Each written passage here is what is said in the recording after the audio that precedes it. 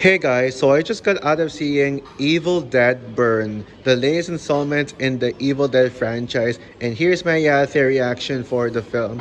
Now, if you guys are wondering why I'm filming the poster from a far distance, it's because the way they made me exit the cinema, it was in a different exit, and I'm like all the way back here to the entrance, and they wouldn't let me in. Apparently, because you guys know I usually do my theory reactions, I like to point the camera directly at the poster.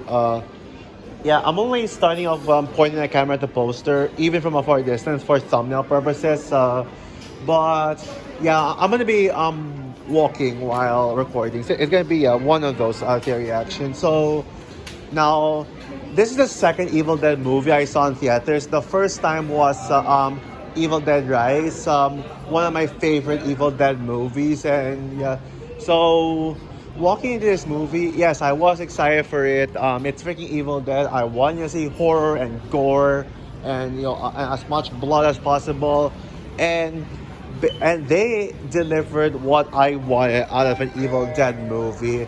This movie, maybe when it comes to the gore and the level of violence, the gnarliness in it, the death, and how creative it can get. This is the most. This is like this does it the best since Evil Dead 2.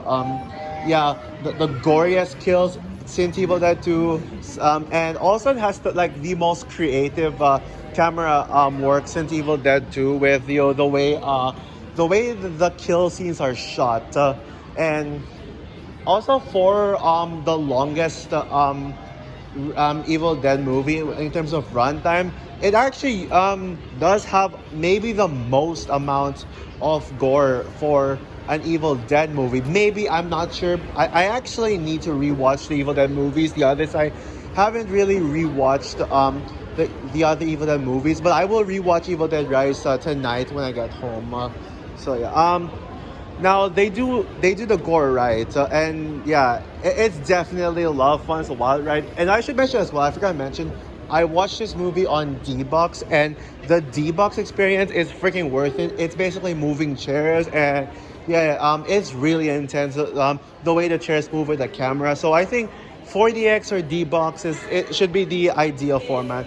It's a shame they're not playing it on 4DX here in my area. Now, as a movie itself, I'd say as a movie on its own, without seeing it as an Evil Dead movie, I'd say it's more in the lines of decent. Yeah, because it definitely has some issues being a film on its own. The story does have your typical grieving cliche, and honestly, it's starting to get pretty old now. It's yeah, the grieving part of it, the whole "oh, I lost my family, boo-hoo," grief for it. It's kind of getting pretty old now. Like it's a little overused, like overdone, like done to death. But I think overall, like the whole actual storyline of it, involving like these whole like thankfully the grieving part is not the main storyline. The main storyline, while it's nothing special, it's pretty decent. It's not, yeah, it's all right. So it's an all right plot. But however, my biggest flaw, my biggest issue with the movie are the characters. This has maybe the weakest group of characters for an Evil Dead movie yet. Now, I said weakest doesn't mean they're bad. They're bad. But there were two characters I did like. I think they did a really good job with the lead character, Alice. That's her name. I hope I'm not wrong on that, but I really like Alice. I think she was a really good final girl. She's thankfully they did make her the protagonist, and also she gives Melissa Barrera vibes somehow. Imagine if Melissa Barrera played Alice. That would have made the movie better in my opinion. And also, Hunter Duhan's character was also pretty solid, but maybe I'm biased because he was in Wednesday, one of my favorite shows, so maybe that's why. But the other characters, aside from two, yeah, they're kind of weak, honestly. Yeah, I'm not a fan of the other characters. They're just, like, I didn't really care much about them. And that's kind of a shame because one of the things that make Evil Dead Rise so good for me is pretty much how much I really like the characters. Like, yeah, they're no match for like the characters one, even Alice.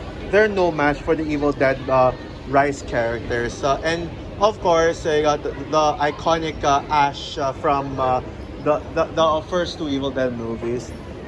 But other than those issues, this is a movie that made me really happy, and it's everything you want out of an Evil Dead movie. Maybe they could have made the story stronger, and they could have gave us characters to be more invested in. But yeah, it's a really good time. And by the way, guys, watch this movie instead of the shitty ass Moana remake.